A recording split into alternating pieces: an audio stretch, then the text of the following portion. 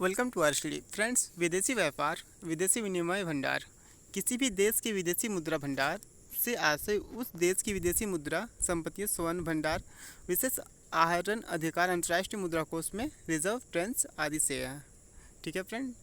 आधिकारिक तौर पर आरबीआई ना तो किसी विशेष विनिमय दर और ना ही विदेशी मुद्रा भंडार को लक्षित करता है, लेकिन विदेशी मुद्रा बाजार में स्थिरता को कम करने के लिए आरबीआई विदेशी मुद्रा भंडार बनाए रखता है।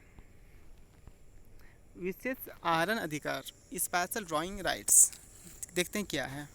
अंतर्राष्ट्रीय मुद्रा कोष आईएमएफ की मुद्रा है। एसडीआर को आईएमएफ द्वारा 1969 में अपने सदस्य देशों के लिए अंतर्राष्ट्रीय आरक्षित संपत्ति के रूप में बनाया गया था। व्यवहार में एसडीआर के सिक्के या नोट चलन में नहीं होते हैं। आईएमएफ इसे केवल अपने हिसाब किताब के वही खाते में रखता है। इसे इसलिए लेखा मुद्रा, पेपर मुद्रा या कृत्रिम मुद्रा भी कहा जाता है। ठीक है फ्रेंड। वर्तमान में बास्केट ऑफ करेंसी 5 मुद्राएं शामिल है। अमेरिकी डॉलर, यूरो, चीनी रेमनबी, जापानी येन, ब्रिटिश पाउंड स्टर्लिंग। आइए देखते हैं मुद्रा की परिवर्तनीयता। मुद्रा की परिवर्तनीयता एक ऐसा गुण है जिसके माध्यम से मुद्रा को कीमत के अन्य तरल माध्यम से परिवर्तित किया जा सकता है। मुद्रा की पूर्ण परिवर्तनीयता का अर्थ विदेशी मुद्रा तथा विदेशी विनिमय दर की एक ऐसी प्रणाली से है जिसमें किसी भी स्रोत से आने वाली विदेशी मुद्रा तथा किसी भी रूप में जाने वाली घरेलू मुद्रा का आवागमन को पूरी तरह स्वतंत्र बना दिया जाता है। भारतीय रुपये की पूर्ण परिवर्तनीयता। भारतीय मुद्रा को उदारीकृत विनिमय दर व्यवस्था के अंतर्गत रूप से परिवर्तित बनाया गया है। 1993 से 1994 में व्यापार खाते के संदर्भ में पूर्ण रूप से परिवर्तनीय बना दिया गया है। अर्थ निर्यात के लिए आवश्यक 100% घरेलू अवस्था विदेशी मुद्रा के अदला बदली बाजार आधार विनिमय दर पर भी की जाने लगी है। जब इन मतों के लिए विदेशी विनिमय की उपलब्धता को बाजार द्वारा निर्धारित विनिमय दर को छोड़ दे तो हमें चालू खाते की परिवर्तनीयता कहते हैं।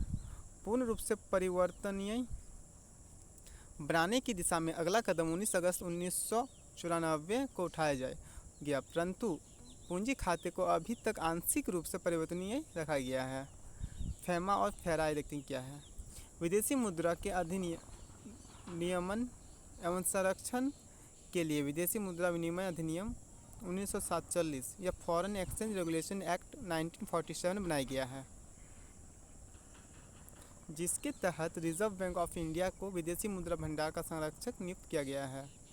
1973 में फेरा को और अधिक कड़े कानून के रूप में लागू किया गया है। फ्रेंड, 1 जून 2000 में फेरा के स्थान पर विदेशी मुद्रा प्रबंधन अधिनियम 1999 लागू किया गया है।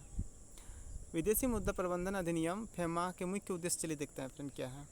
विदेशी व्यापार तथा भुगतान को आसान बनाना, विदेशी मुद्रा बाजार का अनुरक्षण और संवर्धन करना। विदेशी व्यापार, जब कोई देश विश्वात्मक कार्य के लिए अपने घरेलू संसाधनों को नहीं जुटा पाता है तो उसे देश के बाहर जाके शेष विश्व की अर्थव्यवस्था से संसाधनों को जुटाना पड़ता है। शेष विश्व से ये संसाधन या तो कर के रूप में जुटाए जाते हैं या फिर निवेश के रूप में, क्योंकि कर्ज के रूप में जुटाए गए संसाधनों पर ब्याज देना पड़ता है, जबकि निवेश की स्थिति में हम लाभ में भागीदारी प्रदान करनी पड़ती है। एफडीआई या चाहे एफपीआई की तुलना में बेहतर माने जाते हैं, क्योंकि एफडीआई किसी विदेश की अर्थव्यवस्था को स्थिरता प्रदान करते हैं, जबकि पीएफआई स्थिर प्रकृति के होते हैं और इनमें संकट की स्थिति में अर्थव्यवस्था से निकल जाने की प्रवृत्ति देखी जाती है। आइए देखते हैं मूल्यह्रास। इसका उपयोग घरेलू और विदेशी दोनों ही आर्थिक क्षेत्रों में करते हैं। घरेलू क्षेत्र में इसका उपयोग किसी भौतिक संसाधन इस्तेमाल के दौरान होने वाली टूट फूट को सूचित करने के लिए किया जाता है।